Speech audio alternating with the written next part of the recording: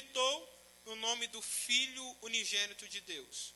O julgamento é este, que a luz veio ao mundo, mas os homens amaram mais as trevas do que a luz, porque as suas obras eram más. Pois todo aquele que pratica o mal odeia a luz, e não se aproxima da luz, temendo que as suas obras sejam expostas. Mas quem pratica a verdade vem para a luz, para que se veja claramente que as suas obras são realizadas em Deus. Amém? Que os irmãos podem se assentar. Glórias a Deus. O Evangelho de João, no capítulo de número 3, versículo de número 16, de fato, é o versículo mais conhecido de todos. Tanto que até uma criança consegue memorizar o versículo. De fato, é um versículo que toca os nossos corações, que fala conosco, que nos faz reconhecer aquilo que Cristo fez em nossas vidas. Mas tem outras coisas muito interessantes nesse versículo. Antes de nós observarmos esse versículo 16, para nós entendermos melhor e para nós glorificarmos melhor a Deus, quando nós sabemos do contexto e o porquê Jesus ele queria dizer aquilo, do porquê Deus amou o mundo de tal maneira, nós vemos a grandeza de tudo aquilo que Deus fez em nosso favor. De fato, essa palavra será muito reflexiva a mim e a você, a ver aquilo que Deus, por intermédio de Jesus Cristo, fez em nossas vidas. Quando Jesus, ele diz, porque Deus amou o mundo, quando ele usa essa palavra, ela é a continuação de outra frase. Porque aquela parte é porque, ela é uma explicação de versículos anteriores. Isso está falando a respeito da conversa que Jesus estava tendo com Nicodemos. Nicodemos vai atrás de Jesus à noite e eles conversam. Nicodemos começa a dizer para Jesus que ele conhecia ele, que ele sabia que Deus era com ele. Mas Jesus aborda Nicodemos de uma forma diferente. Jesus vai de encontro à real necessidade que Nicodemos mais precisava, e mal ele sabia. Aí vamos ver o que Jesus diz a ele. Ele fala, em verdade te digo, que se alguém não nascer de novo, não pode ver o reino de Deus. Jesus, ele é muito direto. As palavras que Jesus disse para Nicodemos não eram palavras simples. As palavras que Jesus usa são assustadoras, porque ele não usa qualquer coisa. Ele fala a respeito do reino dos céus. E quando ele fala disso, Nicodemos, eu tenho toda a certeza que Nicodemos se assusta, porque ele está falando de algo que é impossível que o homem possa fazer. Tanto que Nicodemos não entende aquilo que Jesus estava dizendo. Aí ele vai perguntar a Jesus, como pode um homem nascer sendo velho? Pode porventura voltar ao ventre materno de sua mãe e nascer de novo? Isso nós vemos o quanto o ser humano ele é insuficiente para chegar a ver o reino dos céus. E outra, se fosse possível que o homem pudesse nascer de novo, ainda assim ele não conseguiria ver o reino dos céus. Por quê? Jesus ele até comenta sobre isso. Jesus fala, o que é nascido da carne é carne. Quando Jesus está dizendo isso, ele estava falando da natureza humana. Ele estava falando da natureza pecaminosa que existe em todos os seres humanos.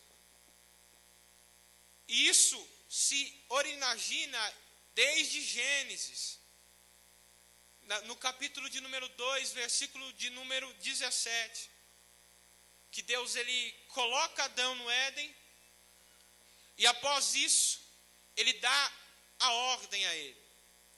Mas da árvore do conhecimento do bem e do mal, não comerás, porque no dia em que dela comeres, certamente morrerás.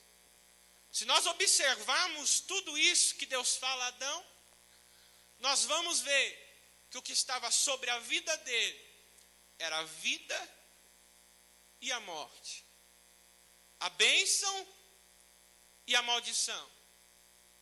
E nós vemos a decisão que este homem toma. Ele começa a desprezar aquilo que Deus tinha dito a ele. Porque Deus ordenou, está escrito. Ele ordenou. E se ele ordena, nós não podemos desobedecê-lo. Porque ele é o Criador dos céus e da terra e de toda a criação. Então, não é uma coisa certa desobedecer uma ordem de Deus. E na sequência, ele dá a sua sentença. Se você comer, você morrerá. Só que Adão, ele despreza. Ele acaba comendo do fruto e acaba desprezando a própria sentença, que ele morreria. E quando nós vemos isso, acontece a pior coisa na humanidade. O homem perde a sua comunhão com Deus. Quando ele come, ele morre espiritualmente e logo após a passar dos anos, ele morre fisicamente. Só que o pior de tudo não foi isso. O pior de tudo é que todos os filhos de Adão passaram a ter inclinações para o mal, cujo nós chamamos de concupiscência, que tem um significado daquilo que é um desejo por algo que é proibido, um desejo desenfreado pelo pecado. Então, todos pecaram, sem exceção de nenhum. Não existe nenhum na terra que nunca pecou. Todos pecamos. Todos nós que estamos aqui reconhecemos isso. Ninguém aqui é santo extremamente a ponto de nunca pecar. Só Jesus conseguiu fazer isso. Só que tem uma coisa: se todos pecaram, o que Isaías diz é muito sério. Isaías 59, versículo de número 2, que ele vai dizer que as nossas iniquidades fazem separação entre nós e Deus.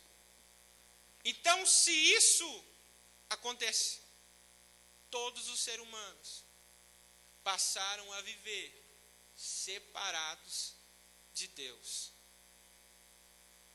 E isso nós vemos o quão sério foi. Porque quando estamos distantes de Deus, o que fica presente em nossas vidas é o pecado, é as inclinações carnais, é os desejos ilícitos contra a vontade de Deus.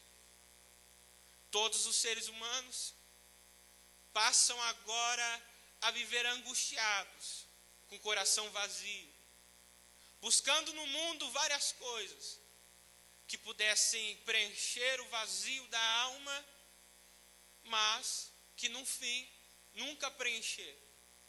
E isso nós podemos ver em nossas vidas no passado. Quando nós vivíamos no mundo, nós rejeitávamos a Cristo. Quando alguém vinha falar conosco a respeito de Cristo, nós dizíamos para eles: eu não quero saber de Cristo. Eu não quero saber de igreja. Eu não quero saber de nada. Quando algumas pessoas iam evangelizar, alguns diziam: eu prefiro as drogas. Eu prefiro as bebidas, a prostituição. Esse negócio de crente não é para mim. E com isso a gente vê aquilo que foi herdado de Adão. Com isso também nós vemos a grande necessidade que todo ser humano tem de Deus. E Nicodemos, ele não entende o que Jesus estava querendo dizer. E isso prova que se o homem nascesse de novo no ventre de sua mãe, ele pecaria de novo, porque ele estaria saindo da mãe de novo e estaria herdando a mesma natureza e continuaria vivendo no pecado. Aí Jesus continua explicando para Nicodemos. Jesus fala: em verdade, e em verdade te digo, quem não nascer da água e do Espírito não pode entrar no reino de Deus. Quando Jesus ele está falando desse nascer de novo no Espírito, ele estava falando de um nascimento do alto, não de um nascimento terreno. Ou seja, ele estava falando de um nascimento dos céus, um nascimento de Deus. E só Deus pode proporcionar isto. E aí, no diálogo de Jesus com Nicodemos, ele ainda continua a não entender. E com isso, nós vamos ver aonde Jesus ele queria chegar. Que está escrito assim: o que é nascido da carne é carne, mas o que nasce do Espírito é Espírito. Não te surpreendas pelo fato de eu te haver dito: deveis nascer de novo. O vento sopra onde quer, você escuta o seu som, mas não sabe de onde vem, nem para onde vai. Assim ocorre com todos os nascidos do Espírito. Replicou Nicodemos: como pode acontecer isto? Ou seja, ele está com dúvida ainda. Aí Jesus continua, explicou-lhe Jesus: tu és mestre em Israel e não compreendes essas verdades? Em verdade te asseguro, que nós dizemos do que conhecemos e testemunhamos do que temos visto. Contudo, não acolheis o nosso testemunho. Se falando de assuntos da terra não me credes, como crereis se eu vos falar dos celestiais? Ninguém jamais subiu ao céu, a não ser aquele que veio do céu, o Filho do homem que está nos céus. Assim como Moisés levantou a serpente no deserto, desse modo é necessário que o Filho do homem seja levantado. Jesus continua nesse diálogo justamente para chegar nessa parte, para explicar para Nicodemos como que pode acontecer esse novo nascimento, para explicar para Nicodemos como o coração do ser humano pode ser preenchido, para explicar para Nicodemos como o ser humano ele pode ser mudado através da cruz. Quando ele usa esse versículo, ele está falando de números 21, 2. Ele está falando do povo de Israel, quando estavam na sua desobediência, que está escrito assim: então Israel fez este voto ao Senhor: se entregares este povo em nossas mãos, destruiremos totalmente as suas cidades. O Senhor ouviu o pedido de Israel e lhes entregou os cananeus. Israel os destruiu completamente, e eles e suas cidades, de modo que o lugar foi chamado Orma. Partiram-lhe eles do monte Ó, pelo caminho do Mar Vermelho, para contornarem a terra de Edom. Mas o povo ficou impaciente no caminho, e falou contra Deus e contra Moisés, dizendo: porque vocês tiraram do Egito para morrermos no deserto? Não há pão, não há água, e nós detestamos esta comida miserável. Então o Senhor enviou serpentes venenosas que morderam o povo, e muitos morreram. O povo foi a Moisés e disse: pecamos quando falamos contra o Senhor e contra você. Ore pedindo ao Senhor que tire as serpentes do meio de nós. E Moisés orou pelo povo. O Senhor disse a Moisés: faça uma serpente e coloque-a no alto de um poste. Quem for mordido e olhar para ela, viverá. Moisés fez então uma serpente de bronze e a colocou num poste. quando alguém era mordido por essa serpente, e olhava para a serpente de bronze, permanecia vivo. Quando aqui a gente observamos essa situação, vamos ver o quanto o povo estava ingrato. Deus abençoou o povo de Israel, libertando do Egito. Agora, nesse capítulo, Deus, ele faz eles vencer a guerra contra os cananeus, e eles vencem. Só que no meio do caminho, eles começam a murmurar, a dizer para Deus que queriam voltar atrás. Perderam o temor de Deus. Ainda dizem que a comida que Deus dava para ele era miserável. E isso nós podemos ver o quanto a influência do pecado de um só homem fez na vida de todos. Este povo estava fazendo exatamente o que Adão tinha feito. Porque Adão, ele despreza a ordem de Deus. O povo de Israel também desobedeceu. Adão perdeu o temor de Deus. Este povo também perdeu o temor de Deus. Adão desprezou a sentença de Deus. Este povo também estava desprezando a sentença de Deus. E o que acontece? Deus age com a sua ira, porque Ele é santo. E a sua natureza é fazer justiça. Não tem como um Deus santo não fazer justiça. E Deus castiga esse povo. E aí nós podemos fazer uma reflexão sobre as nossas vidas. Muitas vezes nós fazemos exatamente o que eles fizeram. Aos nossos olhos, olhando esse texto, nós acabamos achando que é até demais, mas não. Nós fazemos a mesma coisa muitas vezes. Quando alguma coisa aperta, nós falamos para Deus que queremos desistir de tudo. Quando as coisas ficam difíceis, nós queremos abandonar, reclamamos e dizemos para Deus que não queremos mais saber de nada. Muitas vezes, alguns acabam até se desviando, abandonando os caminhos e torna a viver a vida miserável de pecado. Torna a viver nos seus desejos. Torna a morrer espiritualmente novamente.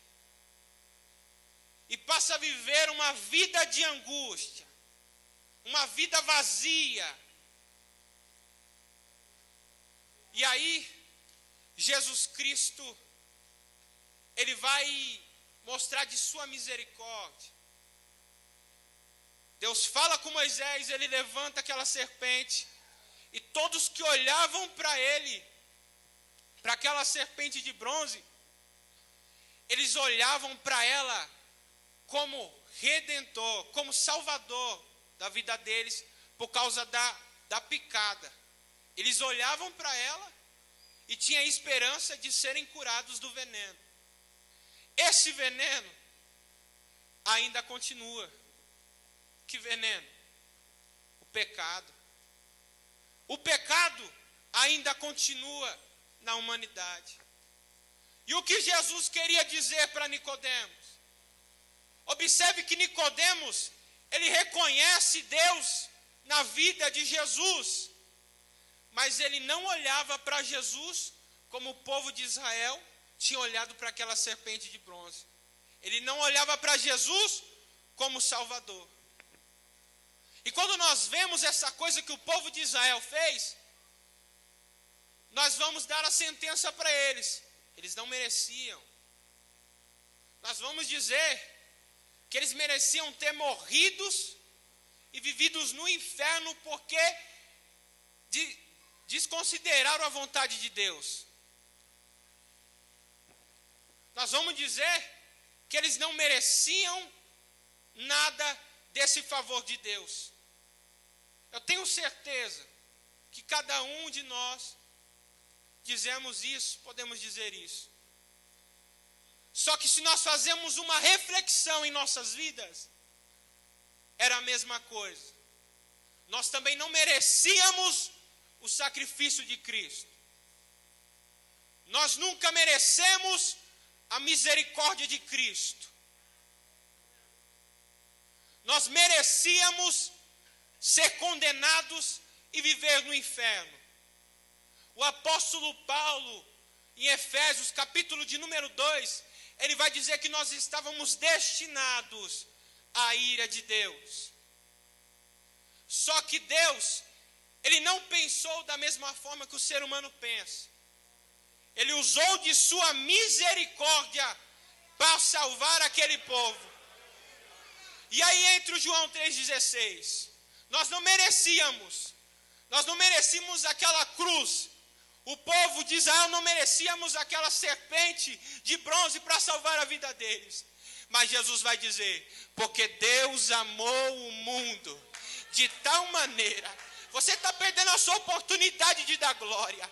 Jesus te libertou do pecado, Jesus te tirou da droga, e aí agora você tem que adorar Ele. Você vai ficar de boca fechada?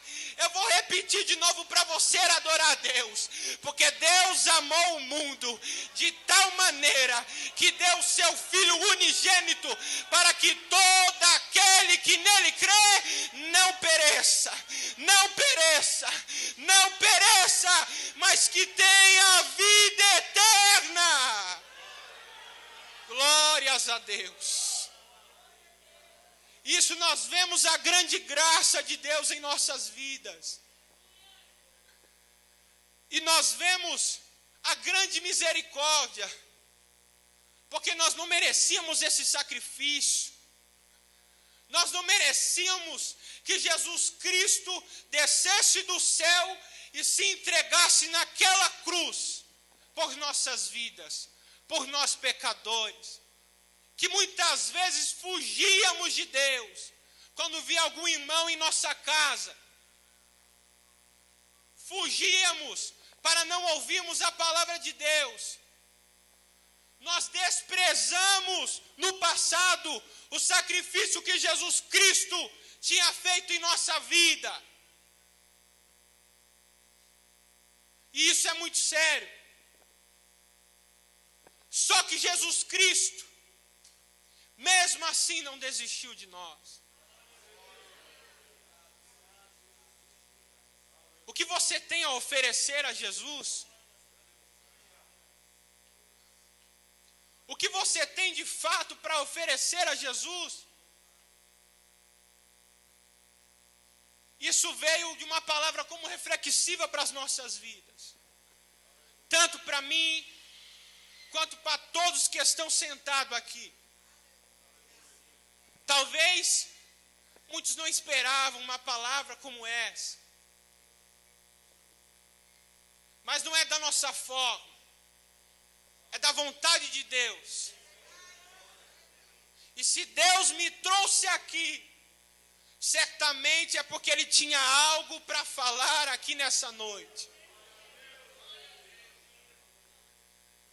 E nós vemos o quanto está mudando os valores.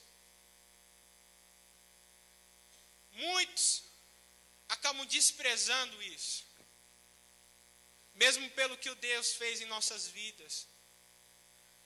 A gente vê nessa geração pessoas que preferem viver uma vida lá fora, mesmo estando aqui dentro, agindo de forma escondida, mesmo estando aqui dentro, fazendo aquilo que é contrário à vontade de Deus, mesmo estando aqui dentro.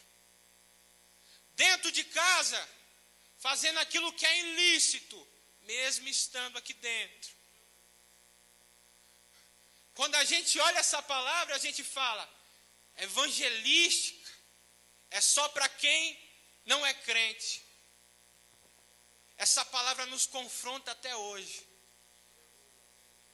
Se a cruz de Cristo não atinge o seu coração, até agora tem algum problema. Se o sacrifício de Cristo para você virou uma coisa normal, tem algum problema. Nós nos quebrantamos e devemos nos quebrantar todos os dias pelo que Jesus Cristo fez em nossas vidas. E aí Jesus ele continua dizendo, no versículo de número 18, quem nele crê não é condenado, mas quem não crê já está condenado, porque não acreditou no nome do Filho de Deus. E o julgamento é este, que a luz veio ao mundo, mas os homens amaram mais as trevas do que a luz, porque suas obras eram más.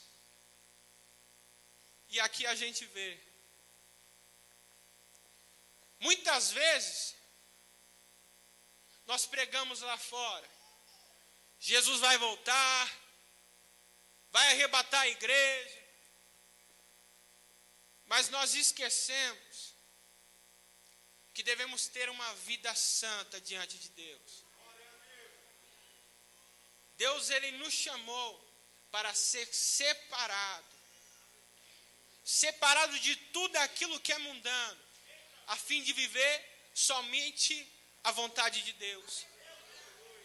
Assim como Deus usou o João Marcos ontem falando que muitos jovens, adolescentes perderam as suas vontades de uma vida ministerial,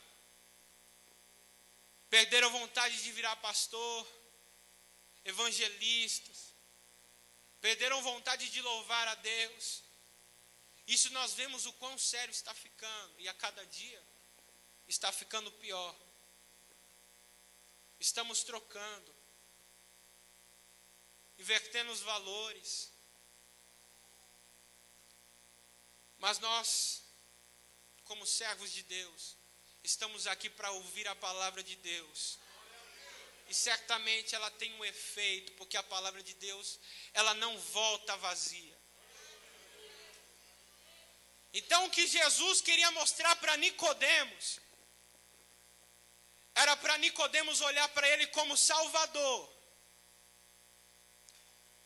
E a gente vê que isso, até hoje, é da mesma forma como Nicodemos olhava. Uns olham para Deus e não vê ele como Salvador, mas vê ele como caixa eletrônica. Uns não vê ele como Salvador, mas vê ele como garçom. Recebe a bênção e vai embora. Depois nunca mais volta. Às vezes perde alguma coisa lá fora, aí volta, recebe de novo, saiu de novo. E a gente vê que o exemplo que Jesus Cristo quis mostrar para nós é que, independente de tudo, nós devemos continuar olhando para Ele como o nosso Salvador.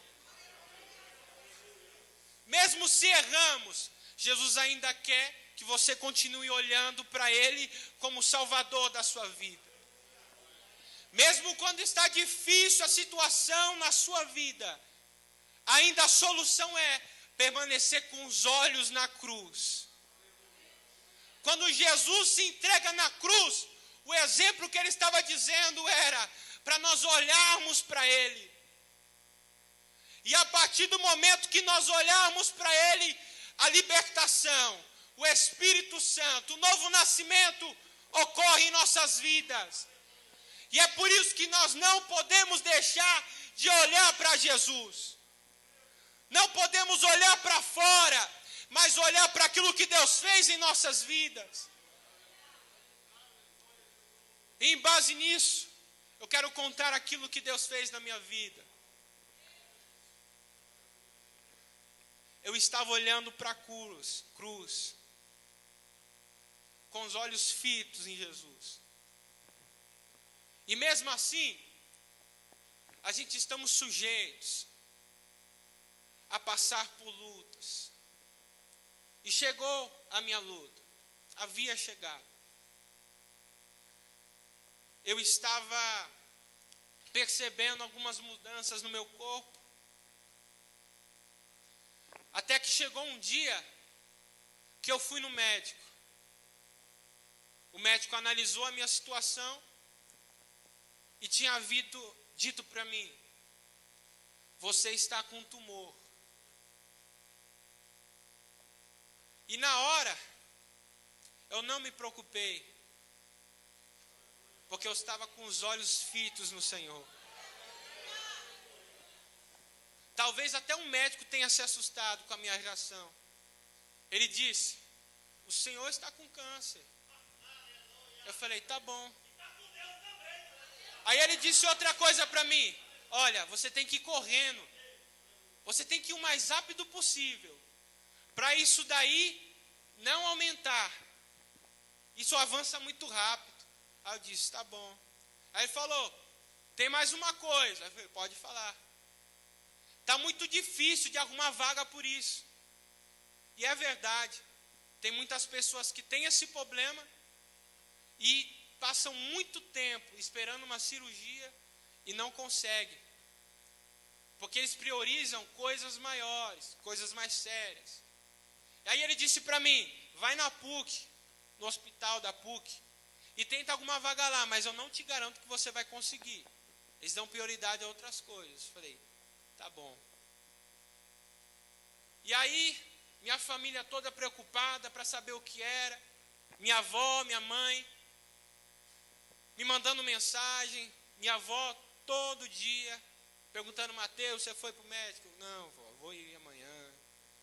Aí ela: Mateus, você já foi para o médico? Não, vó, vou daqui a pouco. Quando eu chegar, eu aviso. Ela me avisa o que aconteceu, o que o médico vai dizer. Aí eu disse para minha mãe: mãe, era tumor. Aí minha mãe se desespera, começa a chorar. Aí eu falei: calma, o nosso Deus é maior.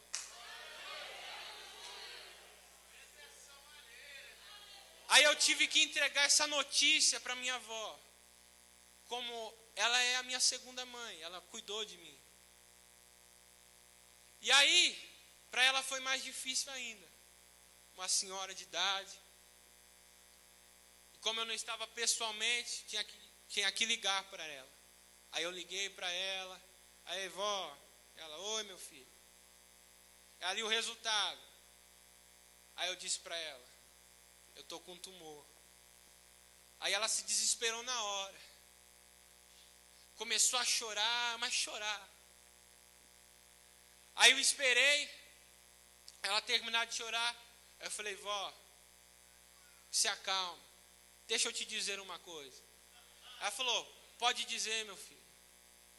Aí eu falei para ela: você lembra do que eu prego?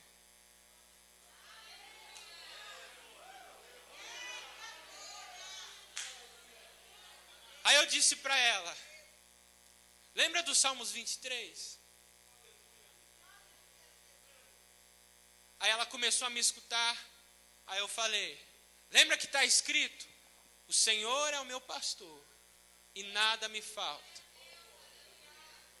Quando o salmista está dizendo isso, ele está falando a respeito da presença de Deus que acompanha ele em todos os momentos da vida dele. E eu disse para ela: vó, o Senhor é o meu pastor, eu não tenho falta de nada. Sabe aquele verso 4?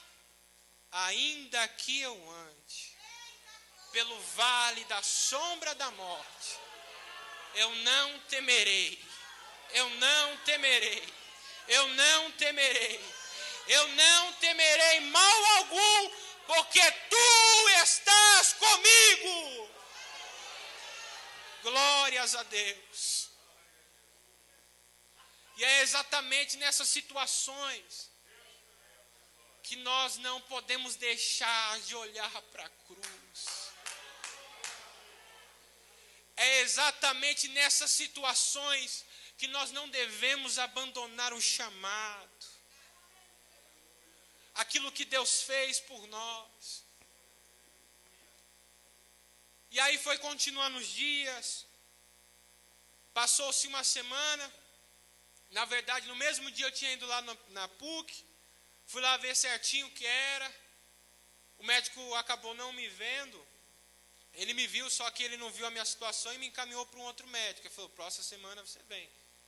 Aí foi, passou uma semana, aí eu cheguei no médico. O médico analisou minha situação e falou, é um tumor, realmente é um tumor. Eu vou tentar dar um jeito para você aqui, tentar fazer a cirurgia aqui. Mas ele disse a mesma coisa, é difícil. E aí, ele pediu para mim voltar em outro dia para fazer uns exames, para confirmar mesmo. Aí eu fiz um exame. No exame estava falando que eu realmente estava com esse tumor. Aí, para a glória de Deus,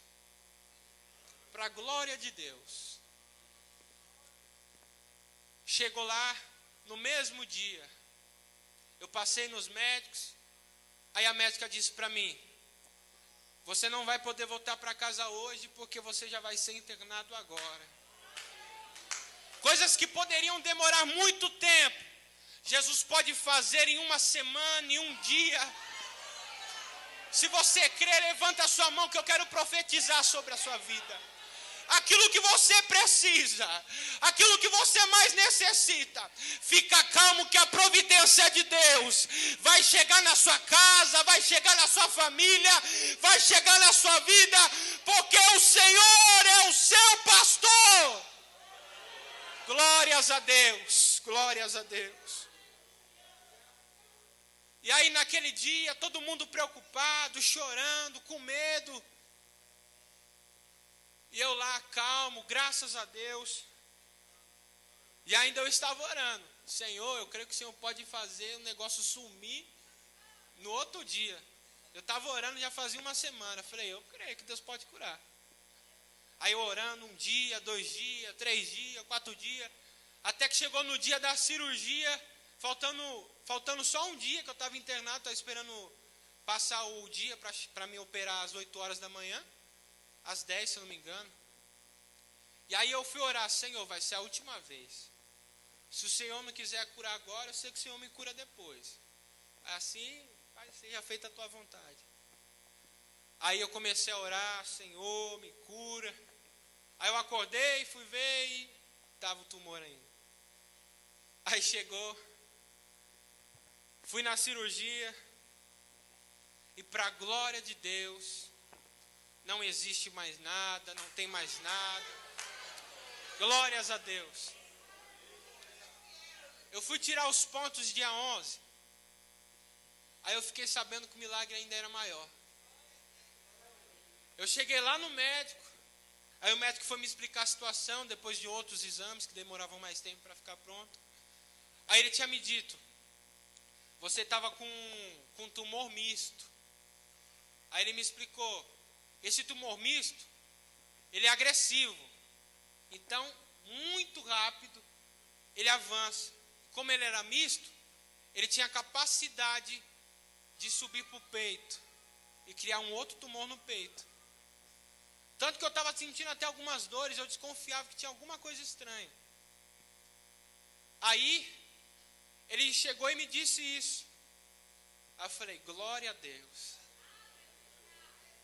Deus age de acordo com as nossas necessidades. Deus age de acordo exatamente com as nossas necessidades. Se passasse mais tempo, teria crescido, teria avançado. Mas para a glória de Deus, aquilo que demora tempos, aquilo que é difícil, o Senhor, Ele faz muito rápido para a glória dEle.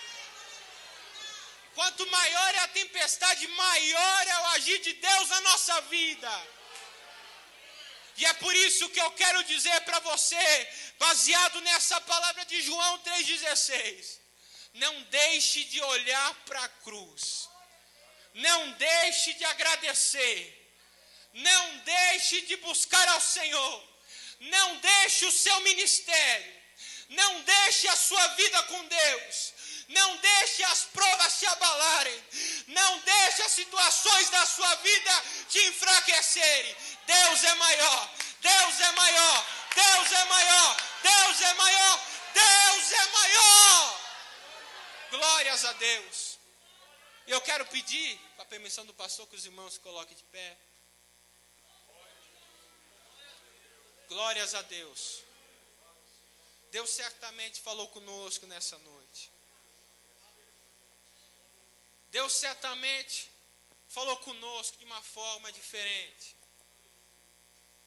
E eu quero aqui fazer um pedido. Aqueles que ainda não aceitaram Jesus, não perca tempo. Jesus está te chamando e agora, para você entregar a sua vida. Não perca essa oportunidade que Deus está te dando, pois a vida passa rápido. Você nem sabe se no final do dia você pode permanecer com vida. Você nem sabe se amanhã você pode ainda ter vida. E você sabe que se morrer, você não vai para o céu. Então Jesus está te chamando hoje. Saia do seu lugar. Saia do seu lugar, porque Deus está te chamando. Tem pessoas aqui, tem gente. Deixa Deus trabalhar na sua vida. Deixa Jesus te alcançar. Ele te amou. Ele foi na cruz. Você vai recusar esse grande favor que Ele fez para a sua vida. É por isso que Ele está batendo na porta, até você deixar Ele entrar.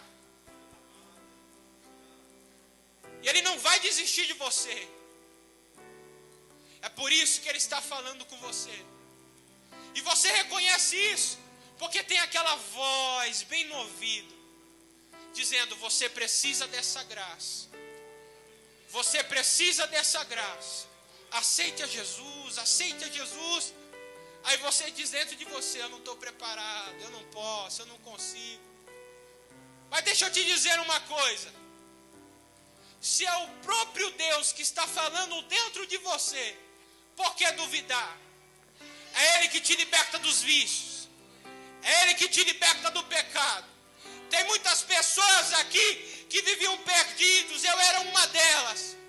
Eu vivia nas drogas, fazendo a minha vontade. Era para mim ser um traficante, era para mim morrer. Mas Jesus veio de encontro, e Ele está indo de encontro à sua vida. Saia do seu lugar em nome de Jesus e venha receber a salvação em Cristo Jesus. Glórias a Deus. Deus sabe de todas as coisas. Eu quero fazer uma oração. Senhor, a Tua palavra foi pregada, Deus. Foi da maneira que o Senhor me instruiu, Senhor. Nós não sabemos o Seu agir e como o Senhor quer fazer. Pai, mas nós somos gratos pelo Teu sacrifício. Nós somos gratos, Senhor, pela cruz do Calvário que o Senhor fez em nossas vidas. Nós te agradecemos, por mesmo nós não merecendo, o Senhor ter se entregado, nos salvado, preenchido o vazio da nossa alma, do nosso coração, e ter nos feito vir aqui, Senhor, para te louvar, para te adorar, num culto como esse maravilhoso. Pai, recebe a adoração da sua igreja. Recebe o louvor da tua igreja. Recebe o louvor da tua igreja. Recebe o louvor da tua igreja. Comece a adorar aí a Deus. Para você que não é batizado, comece a adorar a Deus. Que no meio da sua adoração, no meio da sua sinceridade e gratidão a Deus, Ele pode te renovar. Um minuto de glória. Um minuto de glória. Um minuto de glória. Comece a adorar. Glória a Deus. Comece a glorificar a Deus. Vai igreja, vai igreja, vai igreja. Adore esse Deus. Glória, glória, glória, glória. Orabachori anda labachorigai. Oradachori anda labassou. Oh Deus, recebe essa adoração, Senhor. Nós somos fracos, mas Tu és grande. Glórias ao Seu nome, Senhor. Glórias ao Seu nome, Jesus. Louvado seja o Teu nome.